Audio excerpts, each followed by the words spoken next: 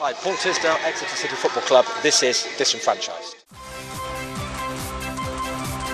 Welcome to Disenfanchised. There is much to discuss. Number one, there is AFC St Austell's match. Number two, there is Treyew Road and Silverbow. Exeter's dramatic 3-3 draw.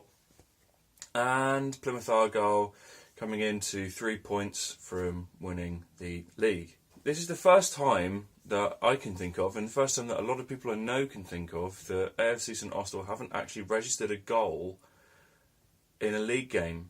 Well, I've seen them lose, and lots of us have seen them lose, but it's always been like sort of 2-1, 3-2. There's always been goals been registered, and it's very odd.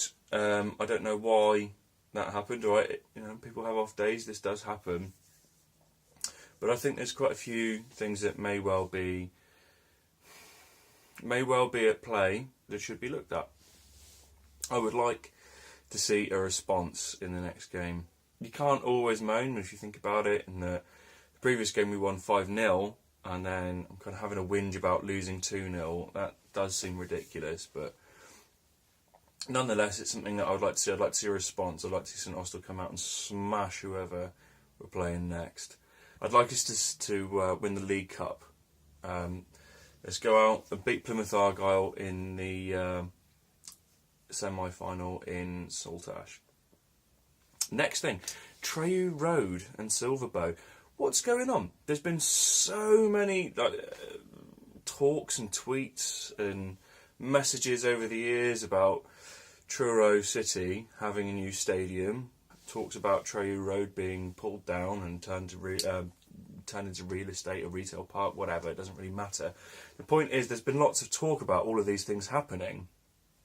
The government, local government, did allow planning for Silverbow.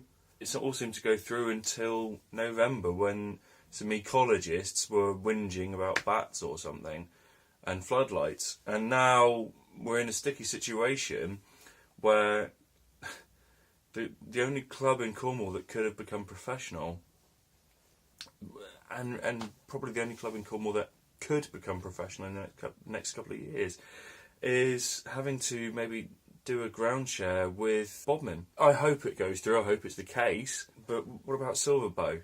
Does anyone know what's really happening? I would like to know what's going on. I mean, if you could write into me at my Twitter account, which I'll put at the bottom here somewhere, let me know. Also, go on Disenfanchised, the Facebook account, and let me know. I am quite curious. I want to know what's happened there. It's quite strange. Exeter's 3-3 draw. Now, I talk of that because it happened on Saturday. I didn't see it coming. I don't think anyone saw it coming. What a fantastic turnaround. And isn't Ruben Reid proving well for a signing for Exeter? Were you there? Did you go to St James's Park? If you did, let me know what it was like, because I mean, that's kind of what I was hoping for when we were watching St Austell getting beat by Exwick. I thought, we'll get 2 back at the end, and we never did. So yeah, what did that feel like? Let us know. Send us some videos if you were there. Plymouth Argyle coming in 3 points from top. Dramatic. I actually think they could, and they should be looking to win the league. They're a club that shouldn't be looking backwards, they should be looking forwards. I know a lot of fans that complain about that when talking about Plymouth Argyle. They really should be looking up. I mean, I remember them being in the Championship, most people do, and I can't really believe that there's been that much of a slip in standards, to be honest. I would like to see them go back as far as possible. I mean, it would be nice to have another Southwest club that isn't Bournemouth coming up into the Premier League, or at least trying to get into the Premier League, and one that's fairly close as well. All of those things would be fantastic. England are shit. I'll give an honourable mention for England winning on Sunday, 2-0. All right, it was boring. That's what people are going to say. I think there needs to be a lot of changes in general. I was chatting to Mr. Kitely from the Cornwall channel about this, and something needs to be done. You need to change the amount of English players that are in the Premier League, and in general, the amount that you field in a team, minimum of 6, for example. You need to change this stupid loophole that says that anyone that's brought in at a certain age and plays in reserve leagues for 3 years in this country is classified as homegrown. They're not homegrown. That's not going to help the national side.